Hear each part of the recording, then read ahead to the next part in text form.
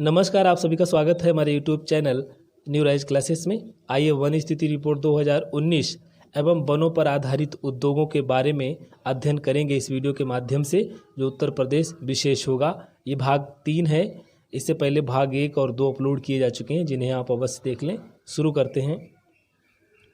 देखिए, उत्तर प्रदेश में जो वन स्थिति रिपोर्ट 2019 आई है, उसके आधार पर, उसके अनुसार सर्वाधिक वन क्षेत्र वाला जिला कौन सा है? पहला नंबर है सोनभद्र का, दूसरे पे है चंदौली और तीसरे पर है पीलीभीत।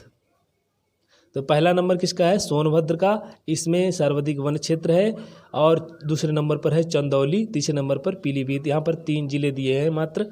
और देखिए, सर्वाधिक वन प्रतिशत वाले जिला, ये प्रतिशत के मामले में अगर प्रश्न पूछा जाता है तो प्रतिशत वाले जिले हो जाएंगे कौन कौन से? पहला है सोनभद्र है, दूसरा खीरी है, तीसरा मिर्ज़ापुर है। तो प्रतिशत वाले जिले, जो वन प्रतिशत का क्षेत्र है, वन प्रतिशत वाला जो जिला है वो कौन कौन से हैं? पहले प्रतिशत के मामले में सोनभद्र है, खीरी है, मिर्ज़ापुर है। तो ये प्रतिशत, अगर वन प्रतिशत से प्रश्न बनता है तो ये सोनभद्र आएगा पहले नंबर पर, दूसरा आएगा खीरी और तीसरा हो जाएगा मिर्ज़ापुर। ये 3 जिले यहाँ पर दिए हैं। अब आते देखिए सर्वाधिक वन वृद्धि वाला जिला। तो सर्वाधिक वन वृद्धि किस में दर्ज की गई है 2017 से लगा करके 2019 के बीच में? तो इसमें आई है सहारनपुर में। तो सहारनपुर में 70% जो है इस बार वृद्धि दर्ज की गई है। अगला है सर्वाधिक ऋणात्मक वृद्धि वाला जिला कौन सा? ऋणात्मक माने कमी वाला जो है वो कांसीराम नगर है। राम नगर जो है, इसको कासगंज भी कहते हैं। अगर कासगंज का नाम दिया हो तो इसमें देखिए -19.20% की ऋणात्मक वृद्धि दर्ज की गई है।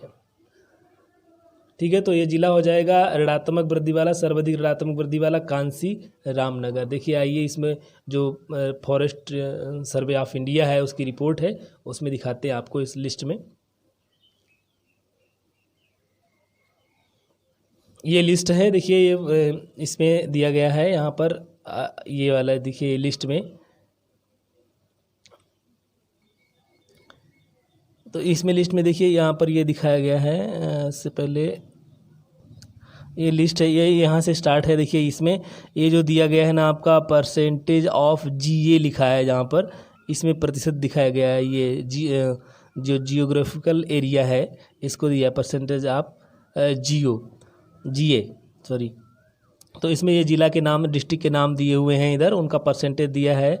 तो आइए इसमें जो लिस्ट है, सहारनपुर का नाम देखते हैं कहाँ पर है, और उसका सोनभद्र का, और ये सहारनपुर का, और फिर उसके बाद कांसीराम नगर अगली लिस्ट में इसमें है। देखिए ये लिस्ट है, तो इसमें यहाँ पर एक नाम दिया गया है। देखिए मैं इसको जूम करता हूँ। ये नाम दिया गया, देखिए कांसीराम नगर। तो कांसीराम नगर का यहाँ पर नाम दिया गया है। तो कांसीराम नगर में देखिए ये कांसीराम नगर है, तो इसमें कितना है? ये दिया है ये जो है इसका -19.20, तो ये प्रतिशत हुआ। तो ये इसमें लिस्ट में यहाँ पर ये दिया हुआ है। आगे देखते हैं। ये है अगली लिस्ट। इसमें देखिए यहाँ पर सहारनपुर का नाम दे रखा है, तो ये है सहारनपुर। पहले नंबर पर सहारनपुर दे रखा है, तो इसका देखिए यहाँ पर दिया हुआ है, ये कितना है? 70% है, 70.26 है। तो उसके बाद में देखिए ये संत रविदास नगर है, जहाँ पर सबसे कम वन क्षेत्र है, सबसे कम वन क्षेत्र है। तो ये दिया है, इसका क्षेत्र कितना दिया है? 0.31% क्षेत्रफल पे। तो इसमें देखिए सोनभद्र का नाम यहाँ पर है, जो सबसे ज़्यादा इसका है। देखिए 36.79 इतना है इसका एरिया। तो ये लिस्ट है जो फॉरेस्ट सर्वे ऑफ इंडिया द्वारा जारी की गई है, राज्य की है। राज्यवार जो सूची है वो सूची है ये। ठीक है, आगे बढ़ते हैं। देखिए उत्तर प्रदेश में वनों का वर्गीकरण किस प्रकार का है? देखिए इसमें दे रखे हैं उष्ण कटिबंधीय नम पर्णपाती वन। तो उष्ण कटिबंधीय नम पर्णपाती वन कौन कौन से होते हैं? ये कहाँ होते हैं? तो ये होते तराई के क्षेत्र में, तराई क्षेत्र में होते, जहाँ पर मतलब नमी ज़्यादा रहती है। तराई क्षेत्र जो होता है, यहाँ पर नमी रहती है, पानी भरा रहता है अक्सर, ज़्यादातर ये पानी वाटर लेवल अच्छा होता है यहाँ पर। तो देखिए इसमें सागौन है, साल है, सागौन है, महुआ, बांस है, बेंत, गूलर, बेर, पलास, सेमल, आंवला, जामुन आदि के वृक्ष पाए जाते हैं। ये हैं उष्णकटिबंधीय नम पर्णपाती। तो इसमें देखिए जो अलग कर में सागौन है, साल है, ये वृक्ष जो है इसके, और महुआ भी इसी का है, तराई क्षेत्र का है, नम पर्णपाती वन है। पर्णपाती से मतलब जो है ये वर्ष में एक बार अपने पत्ते गिरा देते हैं, तो ये पर्णपाती वन कहलाते हैं। तो उष्णकटिबंधीय नम पर्णपाती वन है। तो नम माने नमी क्षेत्र, जो नमी वाला क्षेत्र है वहाँ पर ये उगते हैं। अगला है देखिए उष्णकटिबंधीय शुष्क पर्णपाती वन। तो ये शुष्क पर्णपाती वन जो हैं वो हैं, इसमें ये भी पर्णपाती वन है लेकिन ये शुष्क क्षेत्र है, मैदानी क्षेत्र है। कहाँ पर है? तो ये है आपका मैदानी क्षेत्र। नीम है, आम है, जामुन है, बबूल है, पलास, शीशम, सागौन भी है और पीपल भी है। ये वृक्ष हैं, ये मैदानी क्षेत्र के वृक्ष हैं। ये भी पर्णपाती हैं चूँकि साल में एक बार ये अपने पत्ते गिरा देते हैं और नए पत्ते धारण करते हैं। अगला है देखिए उष्णकटिबंधीय कंटीले वन हैं। तो कंटीले वनों का क्षेत्र जो है वो दक्षिणी है, प्रदेश का दक्षिणी क्षेत्र है। इसमें बबूल आता है कंटीलों में, और फिर कंटीली झाड़ियाँ आती हैं, कंटीले फलदार बौने वृक्ष होते हैं। ये आते हैं उष्णकटिबंधीय कंटीले वनों में। तो ये तो था वर्गीकरण वनों का। उत्तर प्रदेश में इस प्रकार के वन पाए जाते हैं। आगे आते हैं, भारत की पहली वन नीति देखिए स्टार्ट कब हुई थी। तो वनों से संबंधित चूँकि बात कर रहे हैं, चर्चा कर रहे हैं, तो भारत की पहली वन नीति ये आई थी 1894 ईस्वी में अपनाई गई थी। ये ब्रिटिश भारत में जब स्वतंत्र नहीं हुआ था भारत, तब ये नीति आई थी, ब्रिटिश शासन में ये नीति लाई गई थी। तो ये है भारत की पहली वन नीति थी, वो 1894 ईस्वी में जो अपनाई गई थी। उसके बाद में आई है स्वतंत्र भारत में। तो स्वतंत्र भारत में भारत सरकार की नई वन नीति आई, ये आई थी 21 मई 1992 में। तो ये स्वतंत्रता के बाद एक नीति बनाई गई वन नीति, और इसी में ये निर्धारित किया गया था कि 33.3% वन क्षेत्र की प्राप्ति का लक्ष्य कुल भूभाग पर होना चाहिए। कितना वन होना चाहिए? 33.3% वन क्षेत्र होना चाहिए। उसमें 60% पर्वतीय क्षेत्रों में और 25% जो है वन मैदानी भागों में निश्चित किया गया था। यही इसी के अंतर्गत देखिए, इसी नीति के अंतर्गत केंद्रीय वन आयोग का गठन किया गया जो 1965 ईस्वी में, ये 1965 में, और इसी के अंतर्गत भारतीय वन सर्वेक्षण संगठन ये आया था कब? ये 1971 में बनाया गया।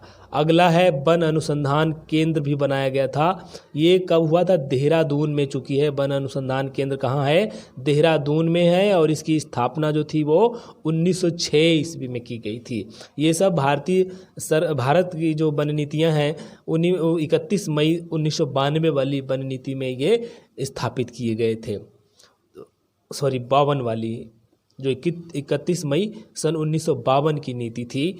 तो इसमें ये इनका गठन किया गया केंद्रीय वन आयोग का, जो 1965 में हुआ, और उसके बाद में भारतीय वन सर्वेक्षण संगठन हुआ था 1971 में, और उसके बाद में वन अनुसंधान संस्थान जो था ये दिया हुआ यहाँ पर, जो देहरादून में 1906 में इसकी स्थापना की गई थी। तो भारतीय वन अनुसंधान संस्थान देहरादून में है, याद कर लीजिए, कई बार परीक्षाओं में पूछा गया है। आगे चलते हैं, वन महोत्सव। देखिए वन महोत्सव मनाया गया था कब? ये के.एम. मुंशी जो थे, ये कृषि मंत्री रह चुके हैं, कृषि मंत्री थे के.एम. मुंशी। तो ये इन्होंने 1950 में एक आंदोलन चलाया था, अधिक वृक्ष लगाओ आंदोलन के नाम से। अधिक वृक्ष लगाओ आंदोलन के नाम से एक आंदोलन चलाया था, वृक्षों को लगाने और उनकी रक्षा करने हेतु। तो इनका नारा था अधिक वृक्ष लगाओ। तो ये चला था, और ये प्रतिवर्ष तब से मनाया जाता है। ये चला था उसका अब प्रतिवर्ष चलाया जाता है 1 से 7 जुलाई तक यह प्रतिवर्ष मनाया जाता है। तो वन महोत्सव या वन सप्ताह जो है वो 1 जुलाई से 7 जुलाई के बीच मनाया जाता है। ये वन महोत्सव ये प्रतिवर्ष मनाया जाता है। तब से ये स्टार्ट हो गया था 1950 में, जब के.एम. मुंशी ने एक आंदोलन चलाया था, उसके बाद से ये स्टार्ट कर दिया गया था वन महोत्सव। देखिए उसके बाद में एक नई वन नीति आई जो संशोधित थी। पूर्व की जो वन नीति थी 52 की, जो वन नीति थी 1952 की, उसी में संशोधन के साथ ये नीति अब आई है 1988 में। तो वो सारी जो चीज़ें 52 वाली में थी वो संशोधित हो करके इस नीति में आ गई, इस नीति का लक्ष्य हो गई। ठीक है, तो जितनी भी अब जो लेटेस्ट नीति आई है इस समय की, जो 1988 वाली नीति जो है वही चल रही है। तो ये संशोधित करके उन्हीं नियमों में थोड़ा सा बहुत संशोधन करके ये नीति लाई गई थी। तो इस नीति के अनुसार क्या हुआ, वही सब हुआ है। अगर ये प्रश्न में आता है 33% भूभाग पर वन होना चाहिए, ये उसी का है। 60% पर्वतीय क्षेत्र पे और 25% मैदानी भूभाग पर वन होना चाहिए, ये उसी नीति का है। ठीक है, तो उसी नीति के अंतर्गत ये संशोधित कर करके उस नीति में, इस नीति जो 1988 वाली नीति थी, इसमें भी वही नियम अपनाए गए। चलिए आगे बढ़ते हैं। अब देखिए भारतीय संविधान में वन को राज्य सूची का विषय 1935 में बनाया गया। देखिए वन जो है वो राज्य सूची का विषय है। किसका है? राज्य सूची का विषय है। वन किसका है? राज्य सूची का विषय है। जो 3 अनुसूचियाँ होती हैं, जो पहली होती है संघ सूची, फिर राज्य सूची, समवर्ती सूची। तो ये जो सूचियाँ हैं इसमें वन जो है वो राज्य सूची के अंतर्गत आते हैं। तो ये अपनाया गया था 1935 से। ये जो राज्य सूची का विषय बना था ये कब से बना था? 1935 से बनाया गया था इसको। अगला है उत्तर प्रदेश की वन नीति। देखिए उत्तर प्रदेश की वन नीति के बारे में बात कर लेते हैं। तो उत्तर प्रदेश की प्रथम वन नीति जो थी वो 1952 में आई थी। ये 1952 में बनी थी पहली वन नीति। उसके बाद में द्वितीय वन नीति आई राज्य की, तो वो आई थी 26 दिसंबर 1998 को। ये द्वितीय वन नीति थी राज्य की, यानी उत्तर प्रदेश की द्वितीय वन नीति थी। 26 दिसंबर 1998 ईस्वी को आई थी। उसके बाद में देखिए इसी में कई काम हुए हैं उत्तर प्रदेश में। तो उत्तर प्रदेश वानिकी परियोजना का गठन किया गया। एक वानिकी परियोजना आई, इसकी शुरुआत हुई। तो इसमें ये कब शुरुआत हुई? तो 19 मार्च 1998 में ये शुरू की गई थी। और इसका किसके सहयोग से? विश्व बैंक के सहयोग से। ये पूछा जाता है प्रश्नों में। ये विश्व बैंक के सहयोग से की गई थी। और इसके अंतर्गत क्या होता है? इसमें इको डेवलपमेंट के तहत जो है वो दुधुआ राष्ट्रीय उद्यान है, राष्ट्रीय चंबल वन्य जीव विहार है, ये सब इनके आसपास के जो गांव हैं, करीब 40 गांव, उनकी सहभागिता हो इसमें। इसलिए एक ग्राम जो है इको डेवलपमेंट समितियों का जो समितियां बनाई गई, इको डेवलपमेंट की समितियां बना करके इनकी सहभागिता सुनिश्चित की गई थी। ठीक है, तो ये कब आई थी? मतलब उत्तर प्रदेश की जो वानिकी परियोजना की शुरुआत कब हुई थी? 19 मार्च 1998 में, ये विश्व बैंक के सहयोग से। ठीक है, अगला देखिए इसमें ऑपरेशन आया है एक ऑपरेशन ग्रीन योजना। ये 2001 में उत्तर प्रदेश में वृक्षारोपण हेतु शुरू की गई थी। कब शुरू की गई थी? 2001 में। और इसका उद्देश्य क्या था? वृक्षारोपण करना। उत्तर प्रदेश के वृक्षारोपण से संबंधित जो कार्यक्रम थे वो इस प्रकार हैं। देखिए यहाँ पर दिए गए हैं। ऑपरेशन ग्रीन योजना ये 2001 में आई थी। इसका भी काम क्या था? प्रदेश में वृक्षारोपण को महत्व देना, उसका प्रसार करना, वृक्षारोपण कार्यक्रमों को सुनिश्चित करना, वृक्षारोपण को बढ़ावा देना, इसका काम था।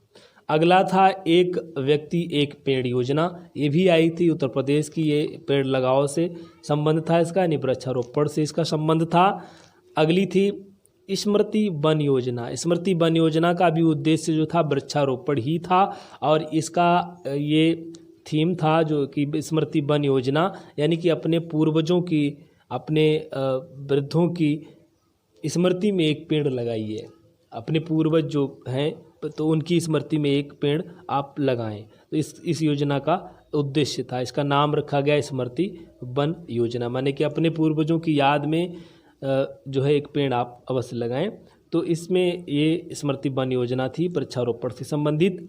अगला, इसी को बढ़ावा देने के लिए वृक्षारोपण को ही और उनकी नई नई जो पौध तैयार करने के लिए हाईटेक नर्सरी प्लान आया था। हाईटेक नर्सरी स्थापित की गई थी। कहाँ बनाई गई थी? जो हाईटेक नर्सरी जो थी वो कहाँ बनाई गई थी? बरेली में, बिजनौर में, पीलीभीत, मेरठ, बदायूं और सहारनपुर में। तो यहाँ पर जो है हाईटेक नर्सरी की शुरुआत की गई थी, स्थापित की गई थी हाईटेक नर्सरी। तो हाईटेक नर्सरी कहाँ पर बनी थी?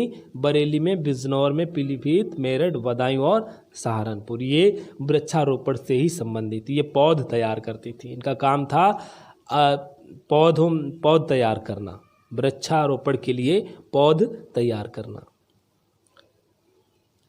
अगला है, देखिए, वन महोत्सव मनाया गया था, शुरुआत हुई थी वन महोत्सव की। इसका भी काम यही था वृक्षारोपण का। तो ये 1952 से इसमें शुरुआत की गई थी। 1952 में इसकी शुरुआत हुई थी वन महोत्सव की। फिर देखिए ये के संस्थान है, पूरा वनस्पति बीरबल साहनी संस्थान, ये लखनऊ में है। इसको याद कर लीजिए, ये परीक्षाओं में पूछा जाता है। पूरा वनस्पति बीरबल साहनी संस्थान कहाँ है? लखनऊ में है। देखिए, वनों पर आधारित उद्योग, आइए चर्चा करते हैं इनके बारे में। तो वनों पर आधारित उद्योग कौन कौन से हैं? देखिए, बरेली में उद्योग है, इसका जो केंद्र है वो बरेली है। तो बरेली में कत्था, माचिस, रेजिन और फर्नीचर, बेंत, इसका उद्योग होता है। रेजिन जो है, देखिए, एक गोंद तरीके का होता है और ये पारदर्शी होता है, बहुत ही पीले पीले हल्का सा, और ये गोंद के जैसा होता है, चिपचिपा होता है, जो पेड़ों से, चीड़ के पेड़ से प्राप्त किया जाता है। ये चीड़ के पेड़ से प्राप्त किया जाता है और इसी के आसवन से तारपीन का तेल बनता है। तो ठीक है, इसमें कत्था फैक्ट्री अगर पूछा जाता है कहाँ है, तो कत्था फैक्ट्री बरेली में है। और माचिस का उद्योग जो है वो बरेली का ही है। दिया सलाई का नाम अगर आता है तो दिया सलाई भी यही है, माचिस ही है। रेजिन का काम भी यहीं पर होता है। फर्नीचर और बेंत के मामले में भी ये है, तो इसीलिए इसको बेंत का भी काम होता है, इसी बांस बरेली बोलते हैं इसको। तो अगला देखिए, इसमें है सीतापुर एवं बिजनौर। ये किसका केंद्र है? ये प्लाईवुड का है। जो प्लाईवुड है, लकड़ी का उद्योग है, ये प्लाईवुड से के लिए फेमस है, सीतापुर एवं बिजनौर। अगला देखिए सहारनपुर, यहाँ पर कागज़ की फैक्ट्रियाँ हैं, यहाँ पर कागज़ बनता है। ये वनों पर आधारित है, चूँकि कागज़ जो है ये वनों की ही लुगदी बनाई जाती है जिससे, तो ये सहारनपुर में इसका उद्योग है, स्थापित है। देखिए मिर्ज़ापुर एवं झांसी किस लिए प्रसिद्ध है? ये बीड़ी उद्योग के लिए है। ये बीड़ी बनती है यहाँ पर मिर्ज़ापुर और झांसी में। अगला है मेरठ। मेरठ में देखिए खेल का सामान यहाँ पर बनता है मेरठ में। वाराणसी एवं सोनभद्र में लकड़ी के खिलौने बनते हैं। वाराणसी एवं मिर्ज़ापुर में प्राकृतिक शिल्प तैयार किया जाता है। और गोरखपुर व प्रयागराज में बेंत और फर्नीचर का उद्योग स्थापित किया गया है, उद्योग स्थापित है। ठीक है, तो ये मेरठ हो जाता है खेल के सामान के लिए। ठीक है, तो ये वाराणसी लकड़ी के खिलौनों के लिए फेमस है, तो यहाँ पर ये उद्योग स्थापित हैं। अगला है वनों से होने वाली उपज क्या है? देखिए वनों से क्या प्राप्त किया जाता है, कौन कौन सी उपजें हैं उनके बारे में चर्चा कर लेते हैं। देखिए कत्था जो है वनों से प्राप्त किया जाता है। ये कत्था, तो कत्था खैर नाम के एक वृक्ष से प्राप्त किया जाता है। खैर नाम का कत्था किससे प्राप्त होता है? इसका खैर नाम होता है वृक्ष का, उससे प्राप्त किया जाता है। अगला है देखिए बिरोजा एवं तारपीन तेल। तो ये चीड़ वृक्ष की छाल से प्राप्त किया जाता है, एक रस टाइप का, गोंद टाइप का होता है, तो इसको आश्रित करके तारपीन तेल बनाया जाता है। ठीक है, तो ये चीड़ वृक्ष की, याद रखिएगा, ये बिरोजा एवं तारपीन जो है वो किससे प्राप्त होता है? चीड़ वृक्ष की छाल से। अगला है साखू एवं महुआ। इसका क्या प्रयोग होता है? साखू एवं महुआ जो है ये इससे जो है पत्तों के से पत्तल बनाए जाते हैं, इसमें पत्तल बनाए जाते हैं। साखू एवं महुआ का पेड़ जो होता है, इससे पत्तों से, इसके पत्ते होते हैं, उनके पत्तों का प्रयोग करके पत्तल एवं दोने बनाए जाते हैं। तेंदू के पत्ते जो हैं वो उस किसके प्रयोग में आते हैं? बीड़ी बनाने के। तेंदू के पत्ते जो हैं वो बीड़ी बनाई जाती है इससे, तेंदू के पत्तों से। तेंदू का पेड़ है, उसके पत्तों से बीड़ी लपेटी जाती है।